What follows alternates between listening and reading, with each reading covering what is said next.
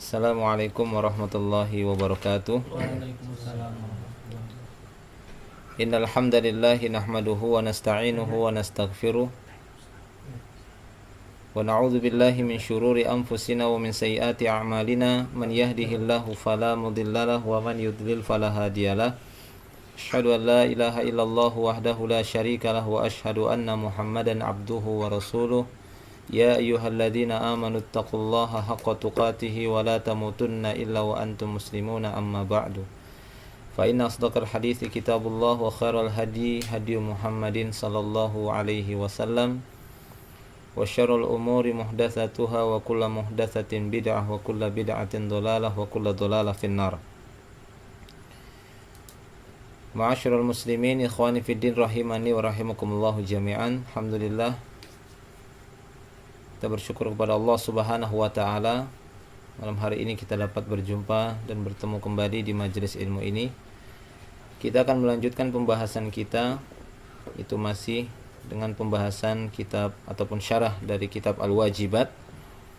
Ini kita masih menjelaskan dalil-dalil dari 7 syarat yang disebutkan oleh para ulama dari syarat la ilaha illallah, di mana dari ketujuh syarat itu sudah kita sebutkan secara global. Kemudian kita telah memasuki dalil-dalil dari ketujuh syarat itu, yaitu ilmu, kemudian yakin,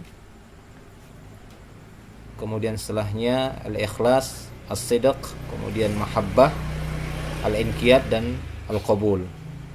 Jadi dari ketujuh syarat la ilaha illallah ini tidaklah disebutkan oleh para ulama hanya sebatas dari pemikiran semata, akan tetapi mereka menyebutkan ataupun memberikan kesimpulan dari 7 syarat la ilaha illallah ini dari dalil-dalil yang ada, baik itu dari Al-Qur'an ataupun dari hadis-hadis Nabi sallallahu alaihi wasallam. Syarat la ilaha illallah yang pertama sampai yang keempat sudah kita jelaskan dalil-dalilnya pada beberapa pertemuan yang telah lalu, yaitu dalil-dalil dari syarat yang pertama al-ilmu, kemudian al-yaqin, kemudian al-ikhlas, dan as-sidq. Telah kita sebutkan dalil-dalilnya. Maka sekarang akan kita lanjutkan dari syarat la ilaha illallah yang kelima. Syarat la ilaha illallah yang kelima adalah al-mahabbah. Ya, al-mahabbah. Dan kita akan menyebutkan di antara dalilnya. Taib, dalilul mahabbah. Maksudnya dalil yang menunjukkan bahwasanya syarat la ilaha illallah yang kelima adalah mahabbah, yaitu kecintaan kepada Allah Subhanahu wa taala. Ini merupakan syarat dari kesempurnaan kalimat la ilaha illallah. Seorang yang mengucapkan, mengikrarkan dan bersaksi bahwasanya la ilaha illallah, maka harus memenuhi syarat ini, itu al-mahabbah. Dia mencintai kalimat tersebut, mencintai Allah Subhanahu wa taala. Dan di antara dalil yang menunjukkan bahwasanya mahabbah merupakan syarat la ilaha illallah adalah firman Allah Subhanahu wa taala di dalam surat Al-Baqarah ayat yang ke-165. Di dalam surat Al-Baqarah ayat yang ke-165 Allah taala berfirman, "Wa minan nasi may yattakhidhu min dunillahi andadan yuhibbunahum kahubbillah walladzina amanu asyaddu hubban lillah."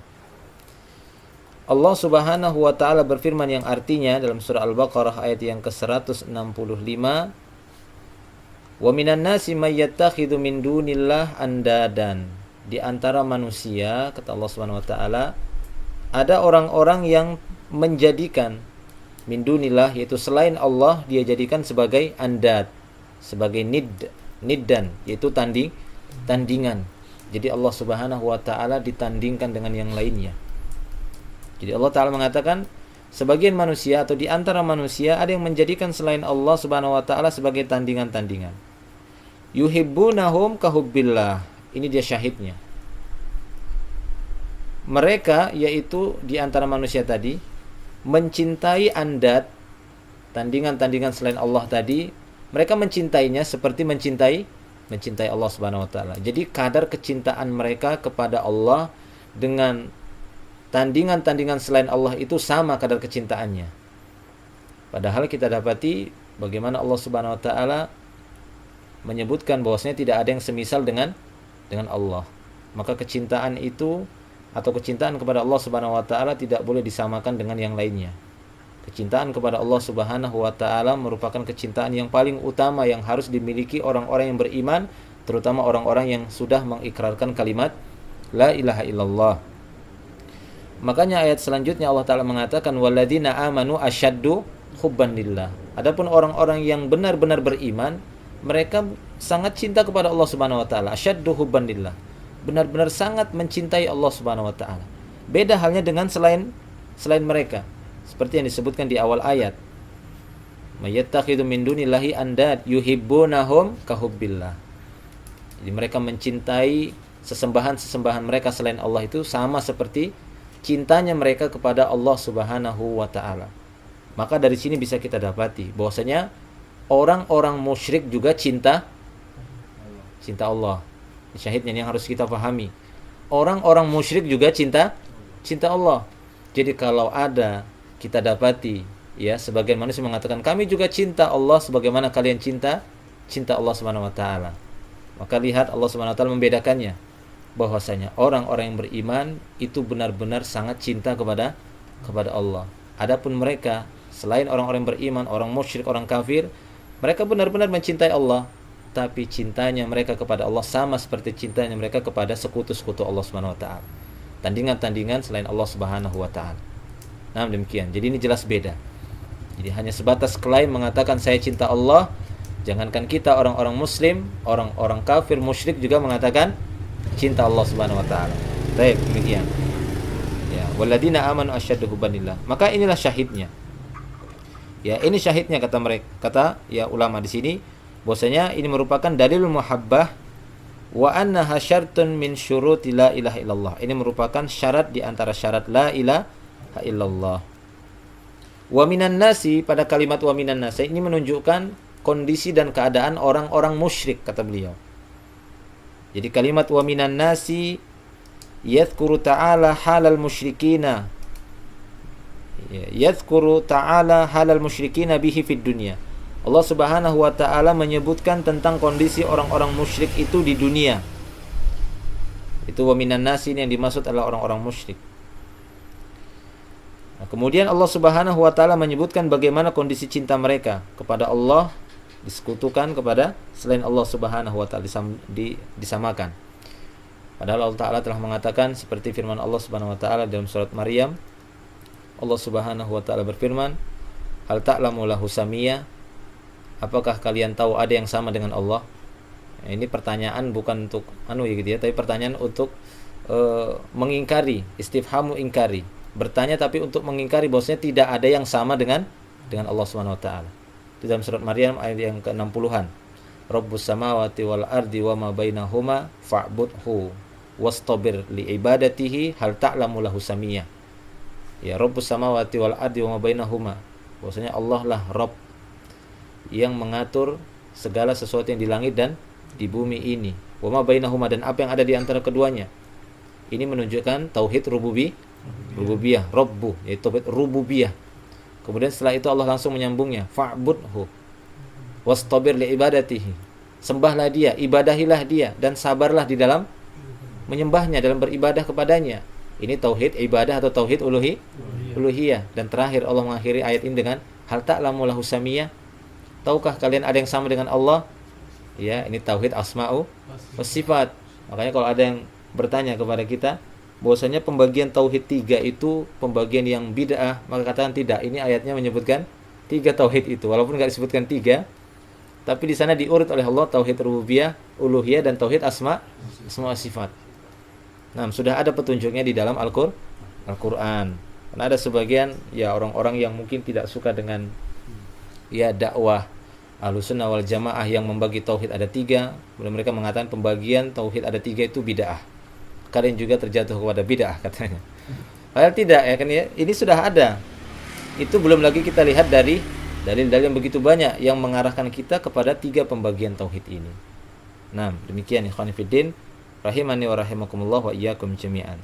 Walladzina amanu asyaddu hubban lillah, dan Allah Subhanahu wa taala menegaskan bahwasanya orang-orang beriman merekalah orang yang benar cintanya, karena cinta mereka hanya kepada Allah Subhanahu wa taala. Ini satu ayat sebagai bukti dan dalil yang menunjukkan al-mahabbah merupakan syarat la ilaha illallah. Dalil yang berikutnya adalah firman Allah Subhanahu wa taala di dalam surat Al-Maidah ayat yang ke-54.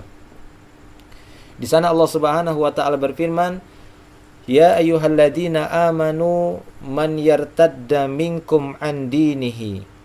Wahai orang-orang yang beriman, man yartaddu minkum min an dinihi, siapa saja di antara kalian yang murtad keluar dari agama Allah. Ini ditantang sama Allah Subhanahu wa taala. Ya ayyuhalladzina amanu man yartaddu minkum an dinihi, wahai orang-orang beriman, siapa saja di antara kalian yang murtad dari agama Allah. Maksudnya jika kalian gak mau nolong agama Allah, kalian tinggalkan agama Allah Subhanahu wa taala, keluar dari agama Allah, fasaufa ya'tillahu biqaumin yuhibbuhum wa yuhibbunahu, maka Allah akan mampu untuk mendatangkan satu kaum untuk mengganti kalian. Itu maksudnya, yang mana kaum itu Allah mencintai kaum tersebut dan mereka juga mencintai Allah Subhanahu wa taala. Maka dari sini juga kita dapat satu faedah bahwasanya cinta itu merupakan sifat Allah, mencintai. Mencintai itu adalah sifat Allah. Ya, manusia juga mencintai. Jadi jangan heran kalau sifat-sifat manusia itu ada yang sama dengan sifat Allah, tapi dari sisi kesempurnaannya enggak sama. Penamaannya sama, tapi hakikatnya berbeda. Kan gitu ya? Rahmah itu menyayangi, Allah Maha Penyayang, kita juga punya sifat penyayang tapi tidak sama. Walaupun nama sama tapi hakikatnya berbeda. Itulah sifat-sifat Allah Subhanahu wa taala yang sering dijelaskan oleh para ulama. Bahwasanya berbicara tentang sifat-sifat Allah Subhanahu wa taala, kita jangan tergelincir hanya disebabkan kesamaan nama kemudian kita ingkari. Ada sebagian orang yang mengingkari sifat Allah. Ketika Allah menyebutkan adanya tangan Allah dua, dia Allah Subhanahu wa taala menciptakan Adam dengan kedua tangannya. Mereka mengingkari, masa Allah sih punya tangan? Bahwasanya kesamaan nama belum tentu itu sama hakikatnya. Kita aja sesama makhluk, sama nama enggak sama hakikatnya. Kan gitu ya. Hidung, apakah sama hidungnya gajah sama hidung manusia? Beda. Nama sama tapi hakikat berbeda. Telinga sama telinga, tapi kan beda telinga gajah sama telinga semut misalnya, sama telinga manusia. Nah, apalagi itu antara ya makhluk dengan khalik. Ya, Allah Subhanahu wa taala ingin menguji hamba-hambanya dengan menyebutkan sifat-sifat Allah, tapi tetap Allah Subhanahu wa taala menyebutkan ayat-ayat yang jangan kita tergelincir. Walam yakul lahu kufuwan ahad, laisa kamitslihi syai', hal ta'lamu lahu samiyah. Kan gitu ya. Tahukah kalian ada yang sama dengan Allah? Enggak sama, walaupun nama sama. Walam yakun lahu kufuwan ahad, adakah yang sekufu semisal dengan Allah? Laisa kamitslihi syai', tidak ada satupun yang sama dengan Allah. Supaya apa? Supaya ketika Allah Subhanahu wa taala menyebutkan sifatnya, jangan kita terfikir kemudian menggambarkan bagaimana sifat Allah tadi itu. Nah, itu tidak boleh, gitu ya. Nah, tapi bagi kita semua, kewajiban bagi kita adalah menetapkan. Jika memang itu yang Allah kabarkan, kita yakin dan kita tetapkan. Itu bagi Allah Subhanahu wa ta'ala. Jadi dari sini cinta juga merupakan sifat. Jadi Allah mencintai sebagaimana kita juga mencintai. Terbukti dengan ayat ini. Kalau kalian murtad keluar dari agama Allah Subhanahu wa taala, Allah akan mampu memberikan ganti atau mendatangkan satu kaum yang mana Allah mencintai kaum itu, mereka juga cinta kepada Allah Subhanahu wa taala. Kemudian Allah menyebutkan sifat-sifat kaum itu. Azillatin 'alal mu'minin, a'izzatan 'alal kafirin. Yaitu kaum yang akan didatangkan oleh Allah tadi, yang mana Allah mencintai mereka, mereka juga cinta kepada Allah, dan di antara sifat mereka azillatin 'alal mu'minin, yaitu bersikap rendah hati, rendah diri di hadapan orang-orang beriman. Akan tetapi terhadap orang-orang kafir aizzah. Ya, jadi bersikap tegas terhadap orang-orang kafir, bersikap tegas. Jadi bukan kebalikannya, sama orang-orang kafir berlemah lembut. Sama orang mukmin sangar, kan gitu ya. Membenci kemudian yang semisalnya, tidak bersikap keras sama orang-orang mukmin, tidak. Kepada orang-orang beriman kita harus bersikap lemah lembut, ya, bersikap tenang, kemudian berbudi pekerti yang baik. Tapi kepada orang-orang kafir kita harus bersikap tegas di sini. Ya, kalaupun mau dibilang bersikap keras, maksudnya jangan sampai kepada tindakan-tindakan kezaliman, karena memang ada batasan-batasannya. Nah, sungguhnya pada dasarnya semuanya itu makhluk Allah yang kita diperintah untuk tetap menjaga adab-adab kepada orang-orang kafir. Tapi tetap asalnya kita diperintahkan untuk menjaga izzah. Izzah itu kan harus tetap terlihat perkasa di hadapan mereka. Kan gitu ya? Harus tetap terlihat perkasa di hadapan mereka. Makanya kita diperintahkan untuk siap-siapkan senjata. Wa'iddu lahum mastata'tum min quwwah. Allah Subhanahu wa taala, siap-siapkan kekuatan apa saja yang kalian mampu untuk menghadapi mereka. Ya, terhabuna, kalian bisa menakut-nakuti mereka gitu ya, menggentarkan hati mereka supaya mereka tidak bersikap sewenang-wenang dengan kalian. Nah, demikian. Jadi ini ayat yang dibawakan oleh beliau sebagai dalil bahwasanya al-mahabbah itu merupakan syarat ya dari kalimat ataupun syarat la ilaha illallah. Ya, a'izzatun azillatin 'alal mu'minin, a'izzatin 'alal kafirin, yujahiduna fi sabilillah wa la yakhafuna laumata laim. Nah, Allah Subhanahu wa taala menyebutkan sifat-sifat kaum ini yang mana Allah mencintai mereka, mereka juga cinta kepada Allah. Jadi Allah menyebutkan sifat mereka apa itu? Cinta kepada Allah.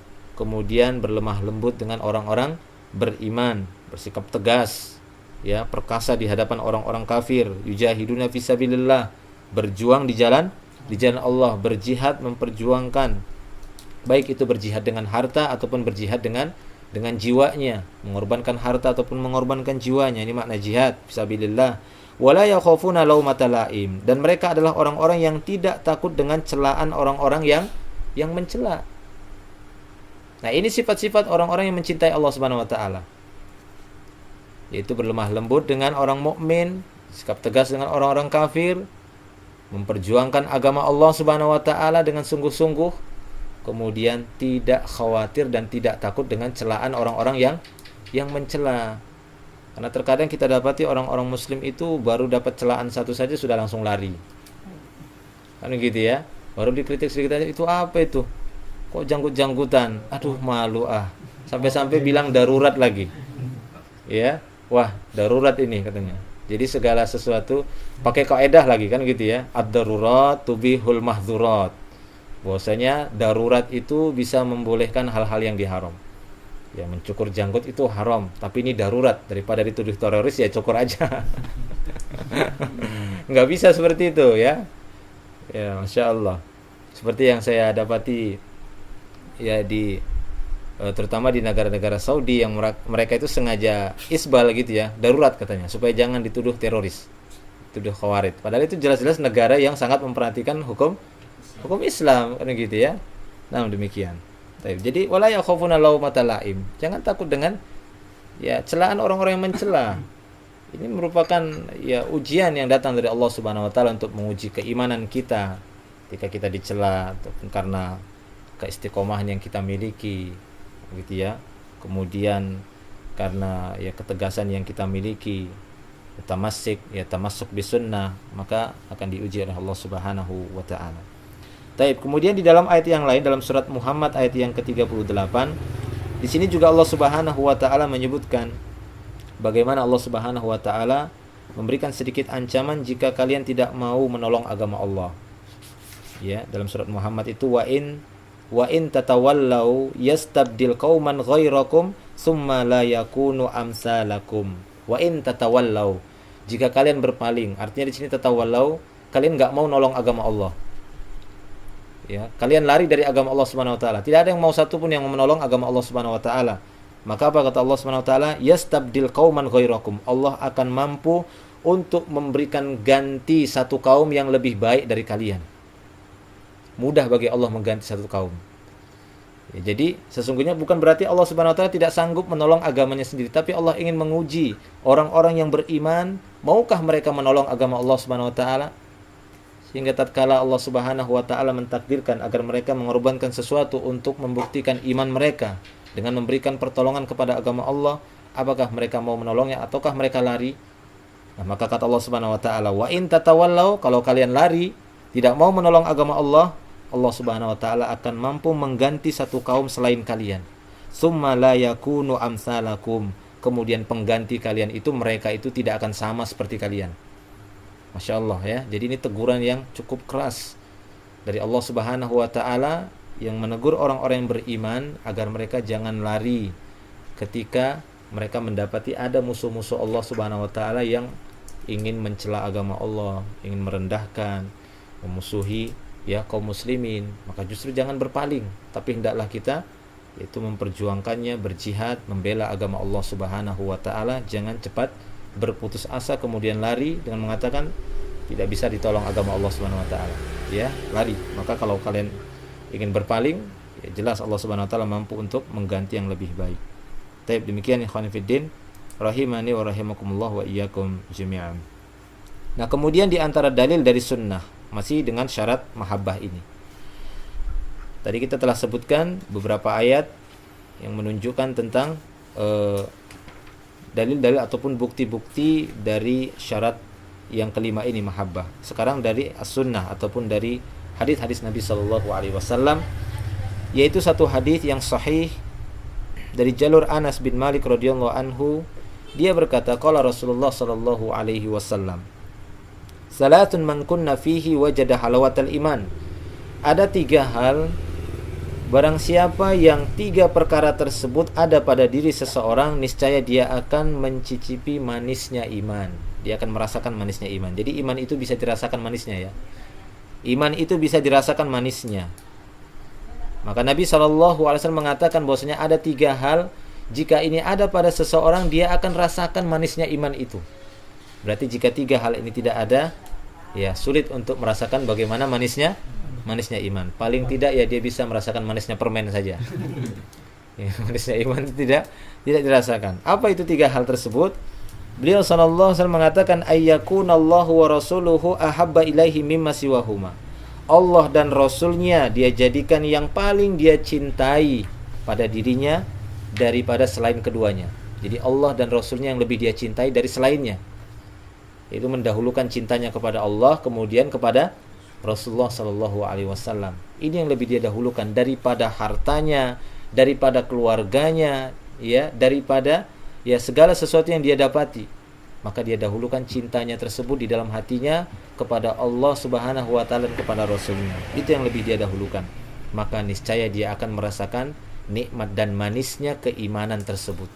Ini yang pertama kata Rasulullah sallallahu alaihi wasallam. Yang kedua, wa ayyuhibbal mar'u la yuhibbuhu illa lillah. Seorang yang mencintai, tidaklah dia mencintai orang lain melainkan karena Allah. Itu dia mencintai selain dari Allah dan Rasulnya, itu pertama. Kemudian dia mencintai selain Allah dan Rasulnya tadi, tidaklah dia mencintainya melainkan karena Allah Subhanahu wa Ta'ala.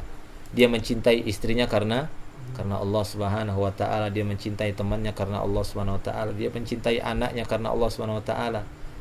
Sehingga tidak melampaui batas.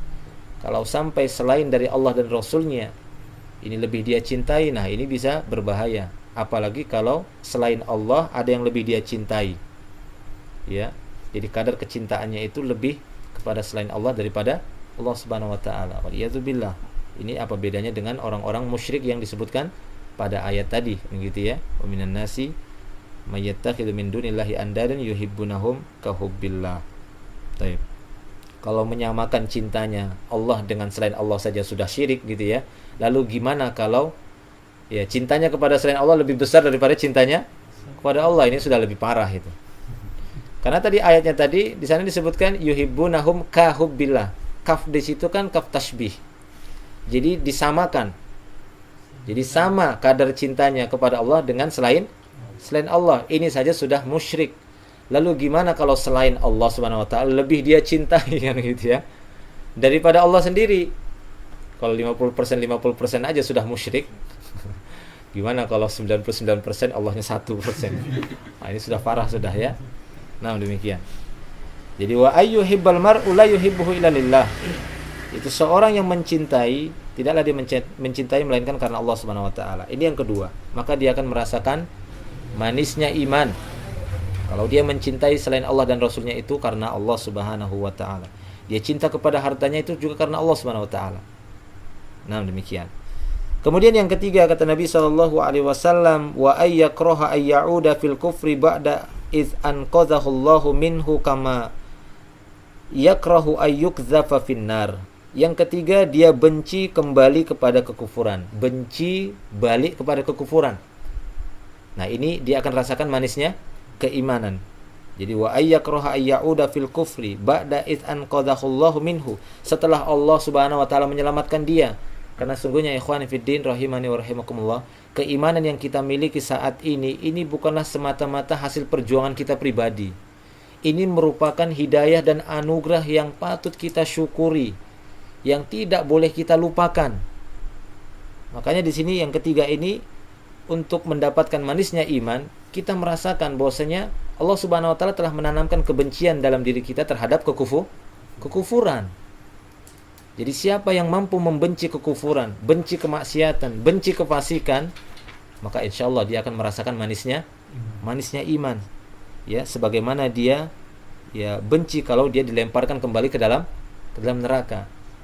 Ya, seorang yang mungkin sudah selamat, waduh selamat saya gitu ya, nggak masuk neraka, panas betul, tapi kamu dikembalikan lagi, waduh, bagaimana bencinya, kan gitu ya, takutnya dia, saya benci, saya tidak mau. Nah, seperti itulah kebenciannya kembali kepada kekufuran, bencinya kepada kemaksiatan, kefasikan. Nah, ini patut kita syukuri bagaimana Allah Subhanahu wa taala, dan ini merupakan rasa syukur yang paling besar. Kita bersyukur dengan nikmat iman. Kita bersyukur Allah Subhanahu wa taala telah menanamkan kebencian dalam diri kita terhadap kekufuran, terhadap kefasikan, terhadap kemaksiatan. Coba lihat firman Allah Subhanahu wa taala di dalam surat Al-Hujurat itu ya. Dalam surah Al-Hujurat ayat yang ke-6 atau ke-7 itu, sana Allah taala mengatakan walakinnallaha habbaba ilaikum al-iman wa zayyanahu fi qulubikum wa karraha ilaikumul kufra wal fusuq wal isyan ulaika humur rasyidun. Masya Allah, ayat ini ya, ayat ini mengingatkan kita kembali ya kepada nikmat Allah yang paling besar, sehingga kita akan kecil lah nikmat-nikmat yang lain di hadapan kita. Mungkin sebagian manusia menganggap harta itu adalah nikmat yang paling besar, sehingga dia sayang-sayang takut hilang. Tapi nggak pernah orang sayang-sayang dengan imannya, sehingga dia takut hilang imannya. Ya, apa kata Allah Subhanahu wa taala? Walakinnallaha habbaba ilaikumul iman wa zayyanahu fi qulubikum. Akan tetapi Allah lah yang telah menjadikan di dalam hati kalian itu cinta dengan iman. Jadi Allah yang membuat kita itu cinta sama iman. Wa zayyanahu fi qulubikum, dan Allah telah menjadikan dalam hati kalian itu terasa indah iman itu. Allahu akbar. Ya, jadi Allah sebenarnya yang telah menjadikan hati kita itu senang dengan mahabbah dengan iman. Kita senang dengan iman. Saya suka beriman. Ya, dan Allah menghiasi hati kita dengan iman. Dan tidak hanya itu, sebaliknya apa kata Allah SWT? Wa karraha ilaikumul kufur. Allah menjadikan di dalam diri kalian benci kepada kekufuran wal fusuk. Allah menjadikan kalian itu benci sama fasik. Allah menjadikan kalian itu benci dengan isyan, kemaksiatan. Ini merupakan nikmat yang besar, dan seorang itu akan merasakan manisnya iman kalau dia sampai kepada tingkatan ini. Dia cinta dengan iman dan benci dengan kekufuran, kefasikan, kemaksiatan, dan ini semua anugerah dari Allah. Jangan menyeret kita kepada ujub gitu ya. Jangan menyeret kita kepada kesombongan. Tapi justru kita sadar, kita bersyukur kepada Allah Subhanahu wa taala, ya Allah, bahwasanya ya Engkau telah menjadikan iman itu manis di dalam hati kita. Engkau telah menjadikan hati kita benci kepada kemaksiatan. Di mana kita dapati mungkin dulu kita masih gitu ya, masih ada rasa senang ingin kefasikan, senang ingin bermaksiat, senang. Nah, ini tanda-tanda hati itu telah disesatkan akibat perbuatan manusia itu sendiri. Ya, maka kita harus bergembira, bersyukur kepada Allah jika kita mampu mencapai tingkatan ini, mencicipi manisnya iman. Nah, ini satu dalil yang dibawakan oleh beliau sebagai bukti bahwasanya mahabbah itu merupakan syarat dari la ilaha illallah. Taib. Nah, kemudian kita masuk kepada syarat berikutnya. Oke, kita ringkas pembahasan ini. Dalil-dalil dari syarat yang berikutnya, syarat la ilaha illallah yang ke-6 adalah al-inqiyad. Al-inqiyad maknanya adalah tunduk, ketundukan atau kepatuhan. Ketundukan dengan Allah Subhanahu wa taala ataupun patuh kepada Allah Subhanahu wa taala. Dan di antara dalil yang menunjukkan syarat la ilaha illallah adalah al-inqiyad, yaitu ketundukan. Dalilnya adalah firman Allah di dalam surat Az-Zumar ayat yang ke-54. Allah Ta'ala berfirman, wa anibu ila rabbikum wa aslimu lahu Wa anibu ila rabbikum maksudnya irji'u ila rabbikum bitta'ah. Itu makna wa anibu ila rabbikum, yaitu kembalilah kalian kepada Rob kalian, inabah. Jadi kita diperintahkan untuk kembali kepada Allah, tapi kembalinya kita ke jalan Allah itu dengan taat kepadanya. Jangan kembali kepada Allah tapi maksiat lagi, mendurhakainya.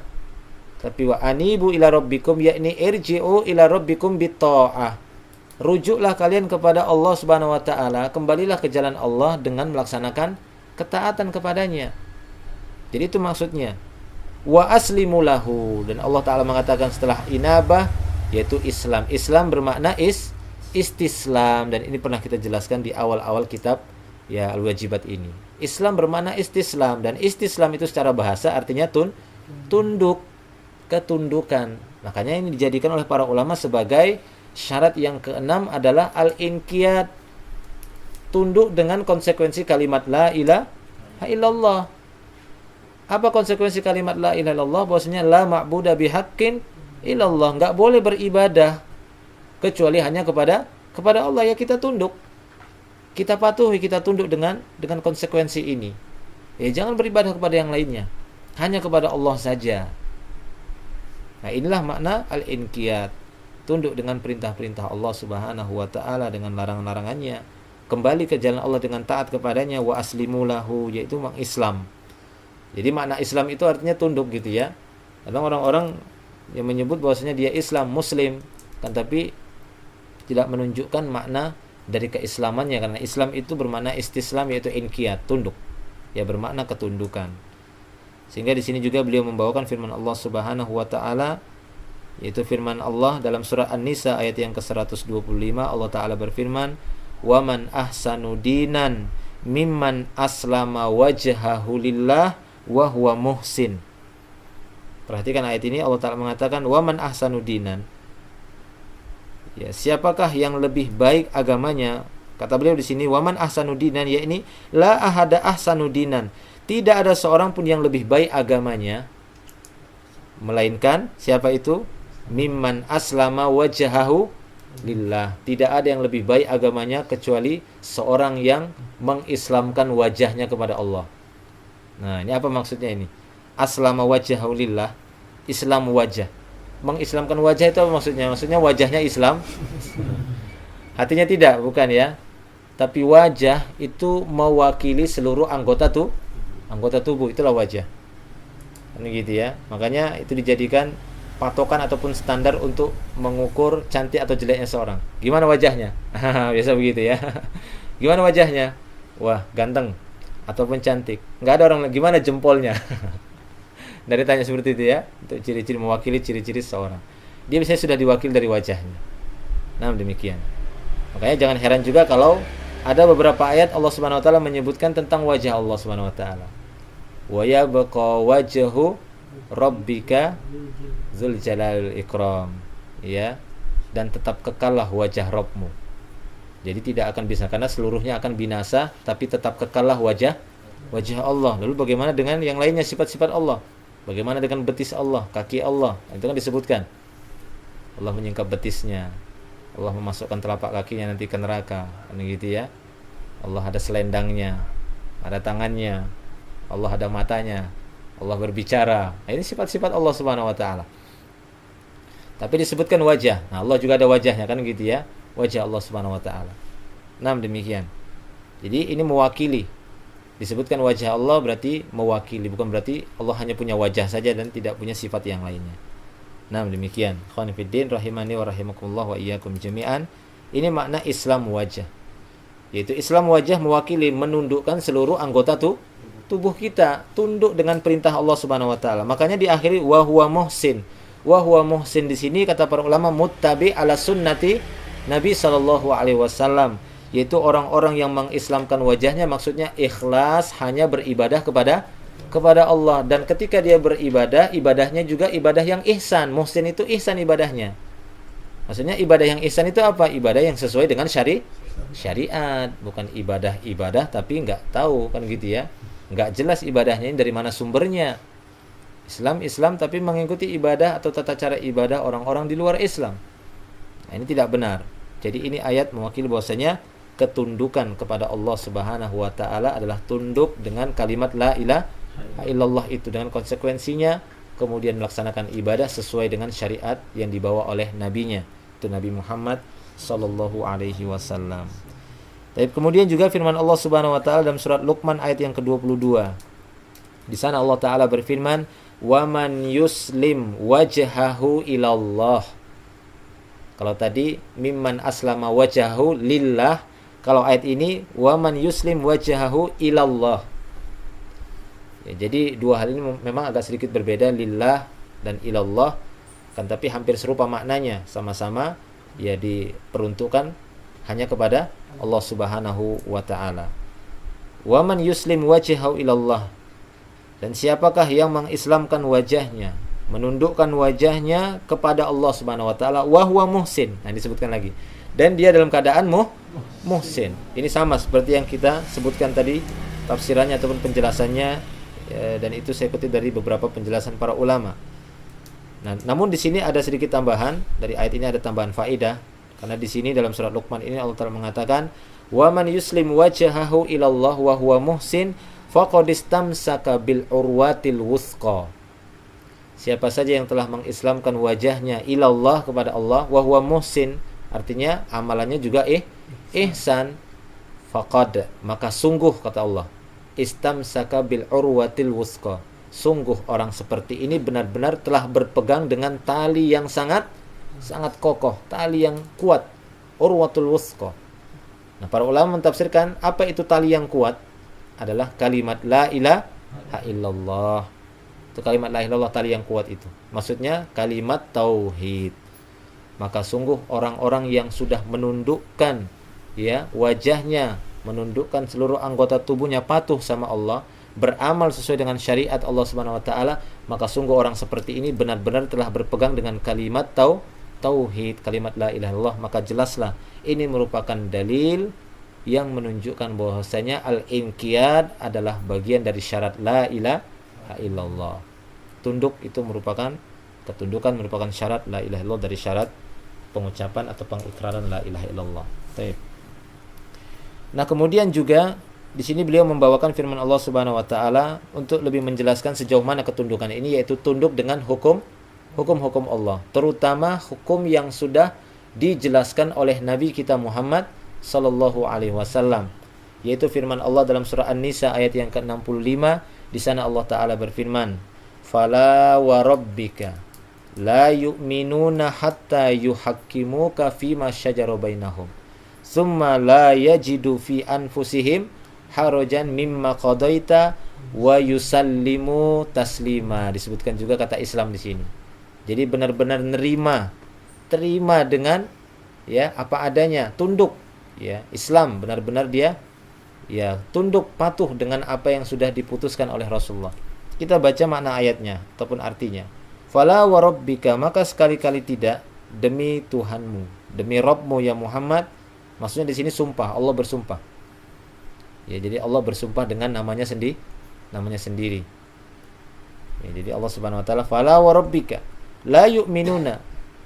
Bahwasanya mereka belumlah dikatakan beriman, artinya tidak sah iman mereka, itu maksudnya. Tidak sah iman mereka hatta yuhaqqimuka fima syajara bainahum, sampai mereka mau menjadikan engkau ya Muhammad sebagai hukum, sebagai hakim untuk memutuskan perselisihan di antara mereka. Jadi tidak akan sempurna iman seorang mukmin itu, enggak akan dikatakan sempurna imannya ya sampai mereka mau tunduk dengan hukum-hukum Allah, sampai mereka mau tunduk dengan keputusan dan hukum yang telah diputuskan oleh Rasulullah, sampai mereka mau menjadikan Rasulullah sebagai hakim dari permasalahan dan perselisihan yang terjadi di antara mereka. Sehingga sangat kita sayangkan kalau ada orang-orang yang tatkala kita putuskan dengan sunnah, mereka mengatakan, apa itu sunnah? Sunnah itu kan buatan manusia. Ada yang mengatakan demikian ya. Ya, ketika disadarkan sunnah, katanya, atau sunnah kan buatan manusia, tidak perlu kita mengikutinya. Masya Allah ya. Lalu bagaimana bisa dikatakan imannya itu sempurna? Karena di sini Allah Ta'ala mengatakan sampai mereka menjadikan Rasulullah sebagai hakim dari perselisihan mereka. Summa la yajidu fi anfusihim harajan. Kemudian mereka tidaklah mendapati sedikit pun ya harajan, tidak merasa berat. Sedikit pun mereka tidak merasa berat di dalam diri mereka mimma qadaita, dari apa saja yang kamu putuskan ya Muhammad. Jadi kalau Rasulullah sudah memutuskan sesuatu, maka jangan kita merasa berat.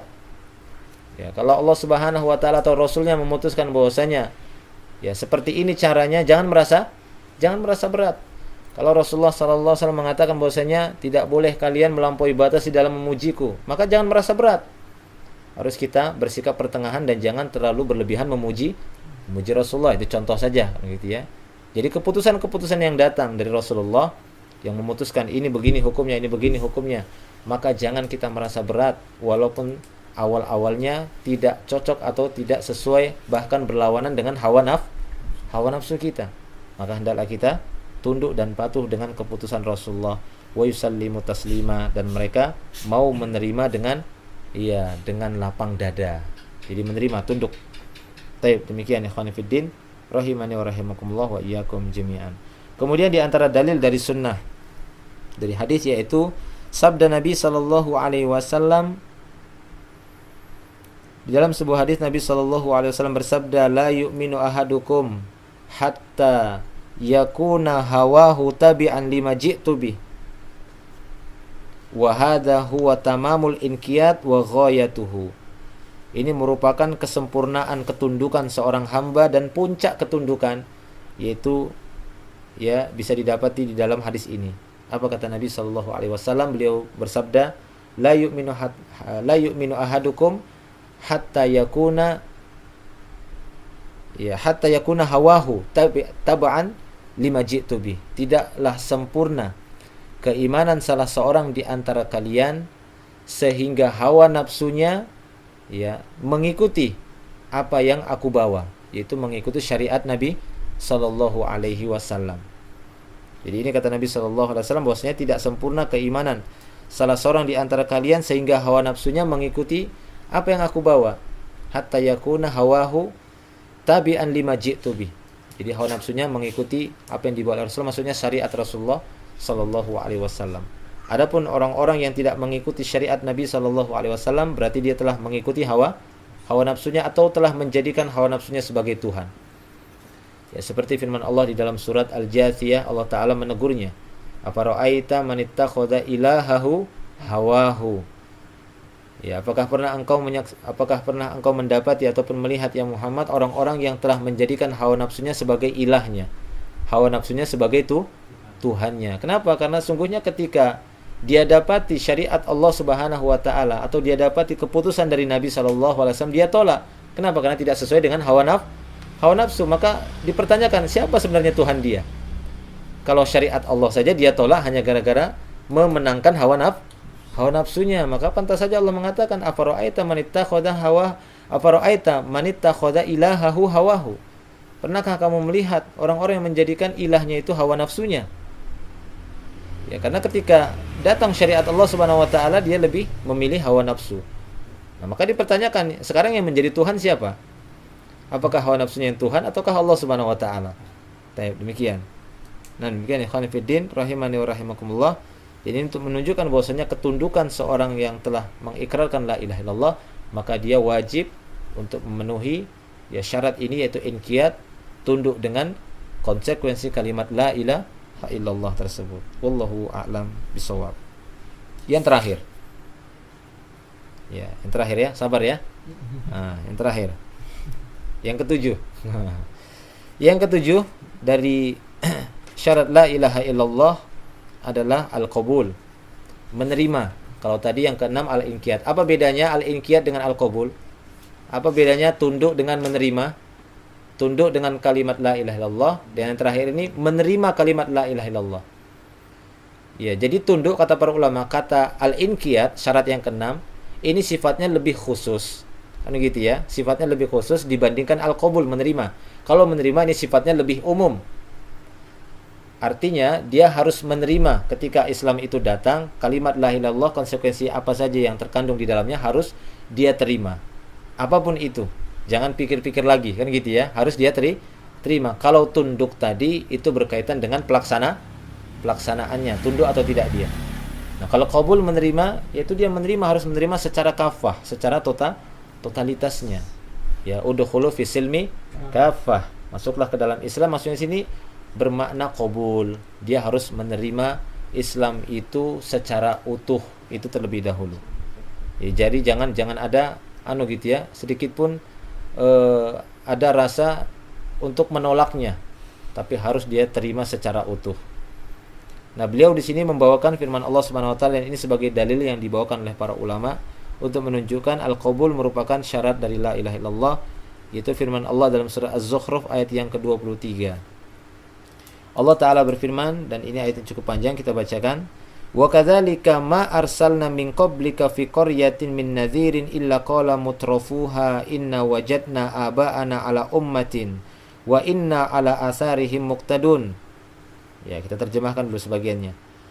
Dan demikianlah tidaklah kami mengutus sebelum kamu ya Muhammad seorang pemberi peringatan pun ke suatu negeri, melainkan orang-orang mewahnya akan berkata, nah ini ya, illa qala mutrafuha, melainkan orang-orang yang kaya-kayanya akan berkata, inna wajadna aba'ana ala ummah, sesungguhnya kami mendapati nenek moyang kami di atas satu syariat.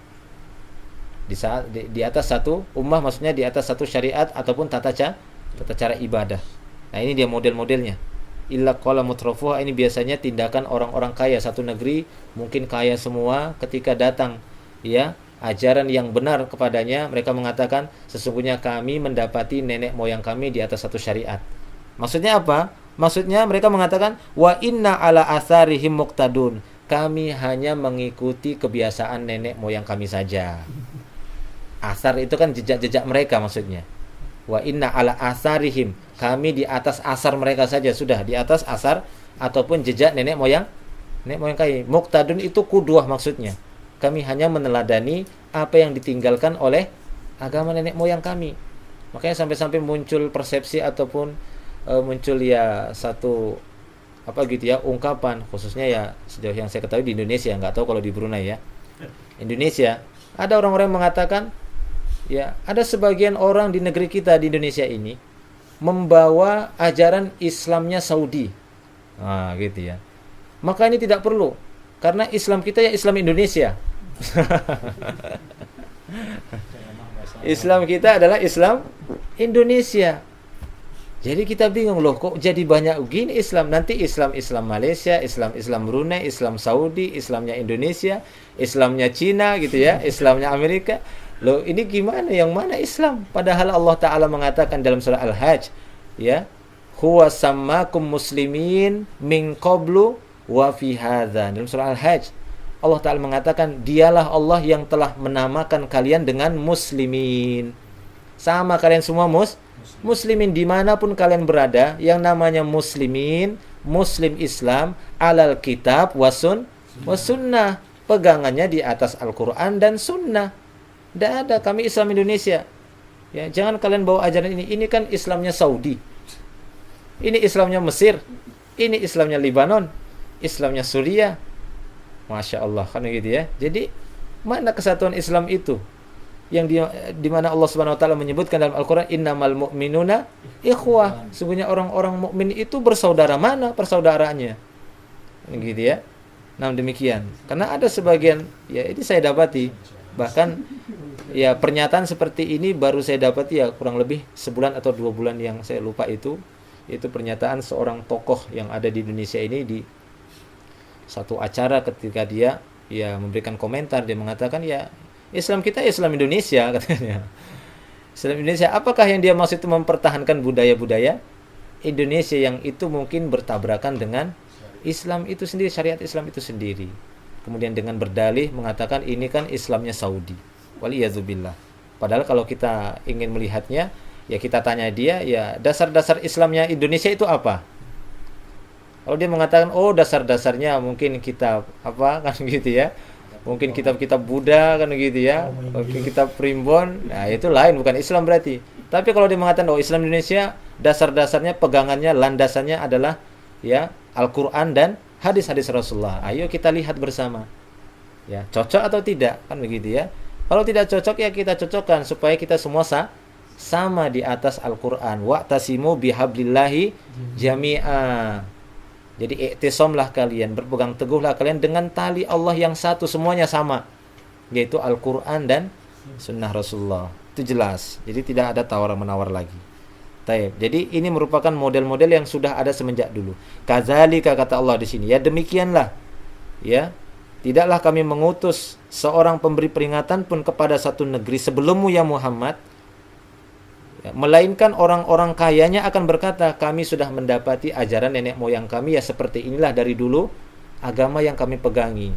Maka apa jawaban ya setiap nabi kepada kaum yang menjawab seperti itu? Qala, para nabi itu pun akan berkata, awalau ji'tukum bi ahda mimma wajadtum alaihi aba'akum. Apakah kalian tetap berpegang dengan ajaran nenek moyang kalian? Kalau seandainya yang aku bawa ini ternyata lebih baik hidayahnya daripada ajaran nenek moyang kalian, masih tetapkah kalian berpegang? Ya, ini maksud ayatnya. Apakah ketika aku datang, ya, petunjuk yang aku bawa itu lebih jelas, lebih terbukti daripada ajaran yang kalian dapati dari nenek moyang kalian, tetapkah kalian berpegang dengan ajaran itu? Maka apa jawab mereka? Qalu inna bima ursiltum bihi kafirun. Tetap saja mereka mengatakan, pokoknya enggak mau tahu apa saja risalah yang kamu bawa wahai seorang nabi, wahai rasul, kami ingkari. Yang penting enggak ada tawar-menawar lagi, ini sudah harga mati, ya kan? Pokoknya wes nenek moyang, udah. Ini ajaran nenek moyang kami beginilah. Nah, ini ya hampir sama kita dapati, ya Islam kami dari dulu ya begini, ya inilah Islam kami. Enggak usah dirubah-rubah lagi, enggak usah. Inilah Islam kami. Ya tidak bisa kan gitu ya. Apa yang menjaminnya? Apa dasar-dasarnya? Kalau kita sepakat dasar-dasarnya adalah Al-Qur'an dan Sunnah, maka kita harus menerima itu tadi al-qabul, menerima kalimat la ilaha illallah dan konsekuensi kalimat la ilaha illallah harus kita terima secara kafah, secara totalitas. Nah, demikian. Jadi ini dibawakan oleh para ulama bagaimana mereka tidak menerima Islam itu, tidak menerima dakwah para rasul secara utuh. Berarti ini sama saja tidak menerima kalimat la ilaha illallah. Tayyib. Kemudian ayat yang terakhir. Nah, yang terakhir saja sudah ya, gitu ya. Yang menunjukkan bahwasanya ini dalil yang dibawakan oleh para ulama sebagai bukti bahwasanya syarat yang ketujuh ini itu syarat la ilaha illallah al-qabul. Itu ada dalilnya yaitu firman Allah dalam surat As-Saffat. Surat As-Saffat ayat yang ke-35, di sana Allah Ta'ala berfirman, wa innahum kanu idza qila lahum la ilaha illallah yastakbirun wa yaquluna a inna latariku alihatina lisyairin majnun. Jadi kata Allah Subhanahu wa taala dalam surah As-Saffat ini, Allah Ta'ala mengabarkan tentang mereka. Itu siapa mereka? Orang-orang yang tidak mau menerima Islam ini, tidak mau menerima kalimat la ilaha illallah. Apa kata Allah? Innahum kanu idza qila lahum la ilaha illallah yastakbirun. Sesungguhnya mereka, ya, sesungguhnya mereka dahulunya jika dikatakan kepada mereka ini la ilaha illallah, apa jawab mereka? Yastakbirun. Mereka enggan dan sombong dengan kalimat la ilaha illallah. Tidak mau mereka.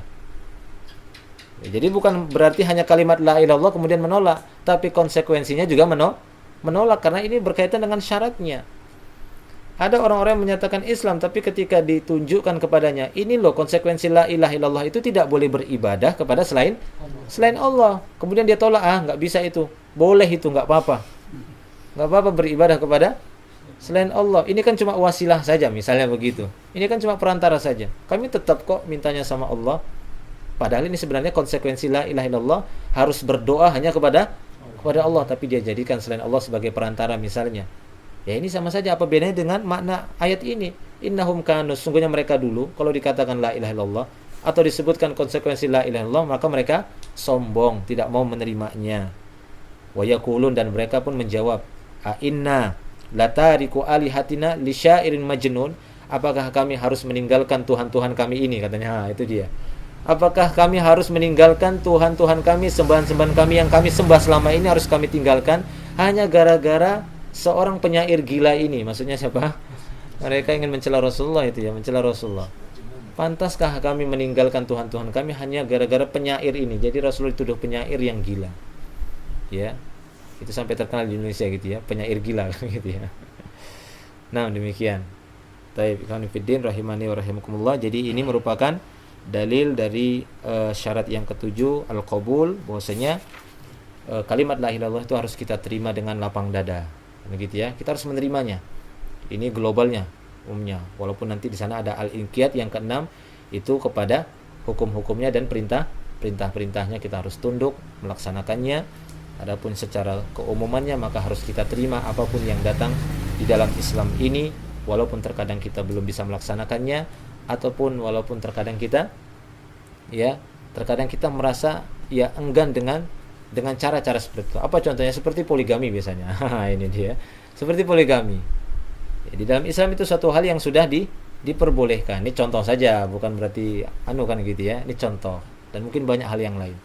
Karena kita dapati banyak di antara mereka, ya wajarlah kalau secara manusiawi tabiinya dia tidak terima seorang wanita, tapi jangan sampai dia tidak terimanya di sini sampai membatalkan la ilaha illallah yang sudah dia ikrarkan. Ini bahaya. Begitu ya, ini berbahaya. Tapi kalau masih sebatas tabiat, nah ini mungkin masih ada toleransi di sana. Karena secara manusiawi mungkin mereka tidak suka diduakan kan begitu ya. Walaupun itu sudah diperbolehkan di dalam Islam, tapi jangan sampai dia ya membatalkan syariat itu, tidak terima. Artinya dalam arti ini bagus, tidak usah aja gitu ya. Enggak usah ada aja syariat ini. Nah, ini tidak boleh. Dia tetap harus mengatakan ini syariatnya bagus. Karena tidak ada satu syariat dalam Islam yang enggak bagus. Itu harus dia terima. Itu namanya al-qabul. Ya, walaupun dia belum mendapati hikmahnya pada saat itu dan dia belum bisa melaksanakannya. Wallahu a'lam bishawab. Tapi mungkin ini saja yang bisa kita sampaikan dari dalil-dalil yang disebutkan oleh para ulama berkaitan dengan syarat la ilaha illallah, yang sudah kita sebutkan 4 pada pertemuan yang terdahulu dan kita sebutkan 3 pada pertemuan ini. Semoga bisa menjadi tambahan ilmu yang bermanfaat bagi kita semua. Wallahu a'lam bishawab.